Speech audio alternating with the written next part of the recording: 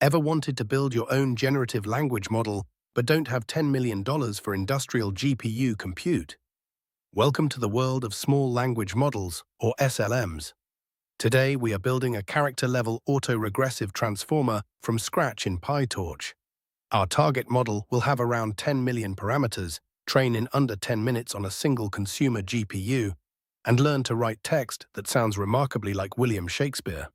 We'll bypass the massive black boxes of commercial APIs and write the raw mathematical layers ourselves.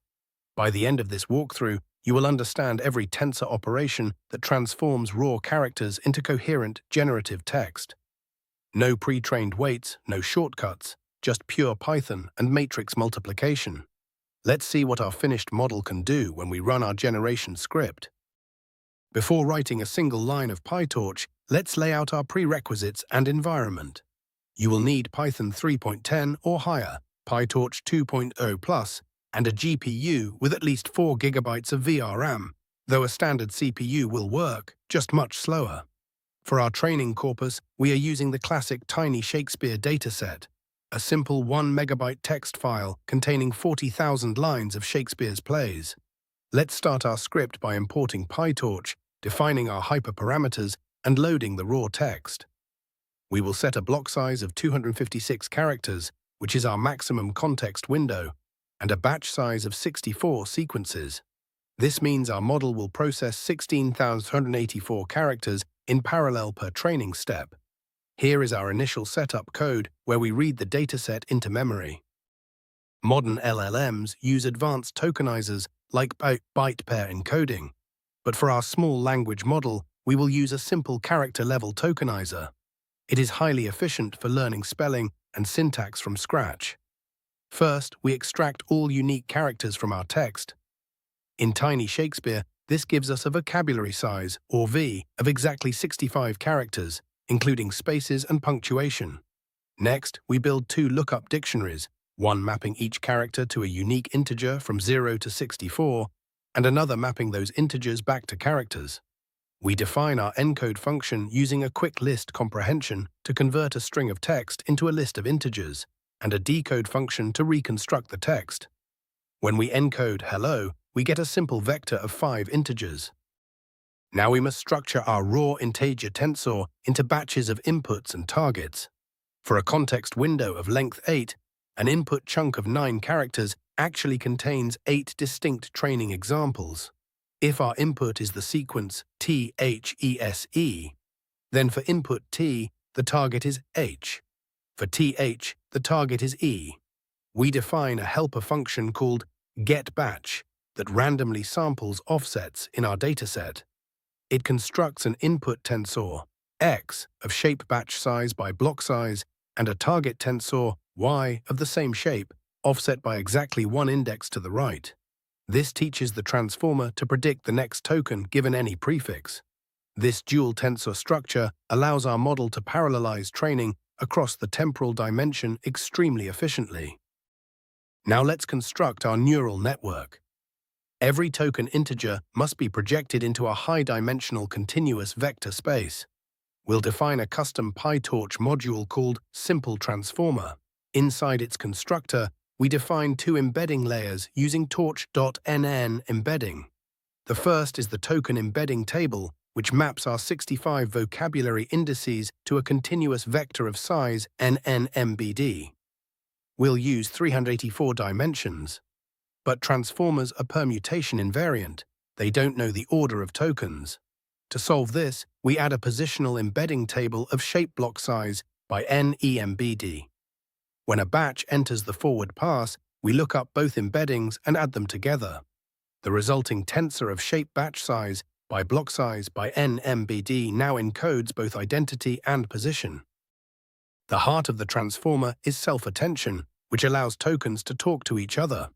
For a single head of attention, we project our token vectors into 3 spaces: queries, keys, and values, using linear layers of size, head size. Think of queries as what a token is looking for, keys as what a token contains, and values as the actual information it communicates. We compute the raw attention scores by multiplying the query matrix by the transposee of the key matrix, and then scaling by the square root of our head dimension to prevent gradient explosion. This produces a raw affinity matrix. Before applying softmax, we must apply a causal mask so that tokens cannot look into the future during training. We fill the upper triangle of our attention matrix with negative infinity. Let's translate that self-attention math into PyTorch code. We define a module called head. We initialize our query, key, and value linear layers without bias terms, using a head size of 64. We also register a lower triangular matrix, or TRIL, as a buffer, so PyTorch knows not to update it during backpropagation. During the forward pass, we calculate the dot product of queries and keys, divide by the square root of head size, and perform a masked fill operation where the trial elements are 0, replacing them with negative infinity. We then apply softmax to get a clean probability distribution and multiply it by our value tensor. This gives us our final self-attention output. A single attention head only allows our tokens to look for one type of relationship at a time.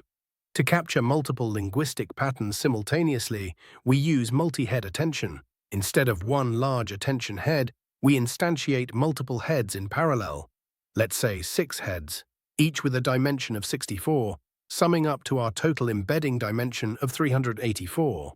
Each head operates independently, calculating its own query, key, and value matrices, applying its own causal mask, and producing its own context-rich output. We then concatenate these individual head outputs along the channel dimension and pass the result through a final projection linear layer. This allows the model to synthesize information from diverse computational paths simultaneously. After attention has allowed tokens to communicate, they need time to process individually. We pass the attention output through a feed-forward network, which is a simple MLP consisting of a linear layer, a GLU nonlinearity, and a projection layer. To train deep models without vanishing gradients, we wrap our attention and feed-forward layers in residual connections. We add the input of the block back to its output.